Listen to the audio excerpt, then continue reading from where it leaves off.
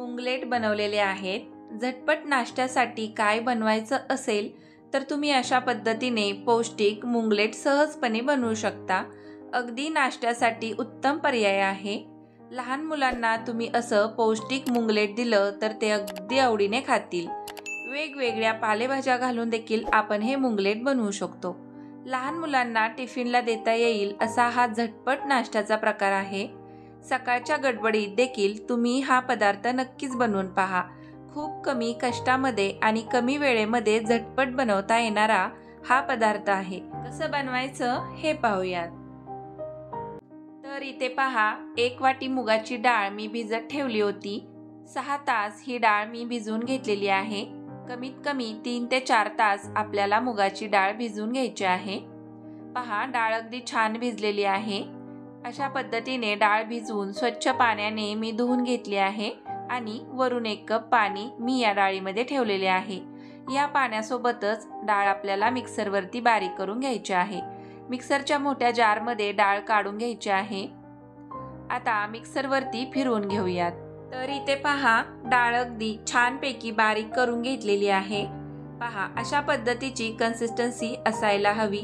खूप जास्त पातळ नाही किंवा खूप जास्त घट्ट देखील नाही, अगदी परफेक्ट कन्सिस्टन्सी आलेली आहे। आता हे मिश्रण एका बाउलमध्ये काढून घेऊयात। हे मिश्रण असंच थोड्या वेळासाठी आपण बाजूला ठेवून देणार आहोत। मुंगलेट बनवण्यासाठी अशा पद्धतीने काही जिन्नस मी इथे घेतले आहेत। त्यामध्ये इथे इनो घेतलेली आहे। यामधली अर्धा चमचा इनो आपण वापरणार आहोत। 1 छोटा चमचा जिरे घेतले आहे। मीठ घेतलेले आहे। यापैकी चवीनुसार मीठ आपण वापरणार आहोत। छोटे 2 कांदे अगदी बारीक कट करून इथे घेतले आहेत। 1 वाटी गाजराचा खीस बनवून घेतलेला आहे। खीस अगदी छान दिसतो मुंगलेटमध्ये। बीट आहे ते मी खिसून घेतलेला आहे। ताजी कोथिंबीर घेतली आहे बारीक चिरून। अगदी 2-3 मिरच्या बारीक कट करून घेतल्या आहेत। हे सर्व साहित्य मुंगलेटमध्ये आपण वापरणार आहोत। आपण जे मिश्रण बनवलं होतं त्यामध्ये आपण या कट केलेल्या सर्व जिन्नस घालून घेणार आहोत।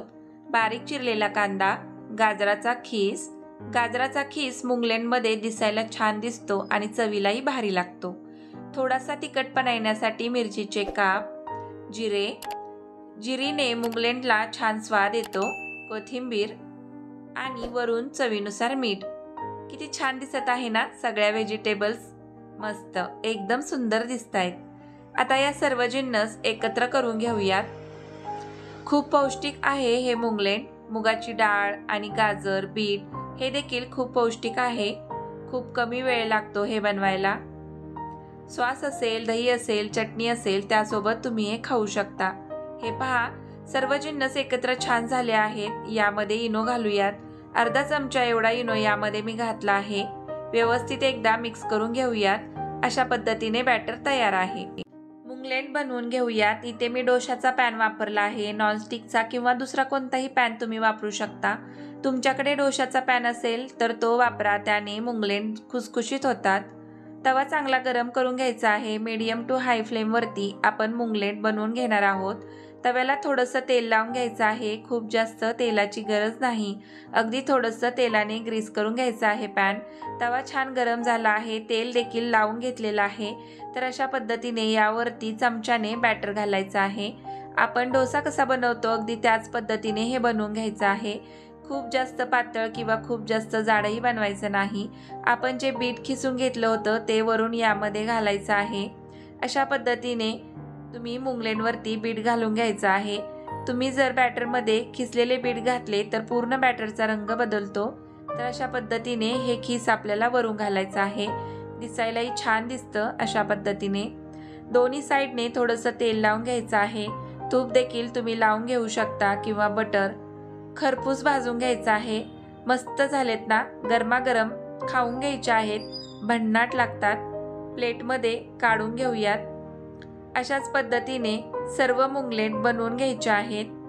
मस्त एकदम परफेक्ट बनलेले आहेत। अशाच पद्धतीने सर्व मुंगलेट बनवून घ्यायचे आहेत। पहा, अशा पद्धतीने आपल्याला हे मुंगलेट बनवायचं आहे। मस्त सुरेख दिसतायत। तुम्ही एकदा नक्की बनवून पहा असे मुंगलेट। तर अशा पद्धतीने झटपट नाश्त्यासाठीचा पदार्थ आपला बनून तयार झालेला आहे।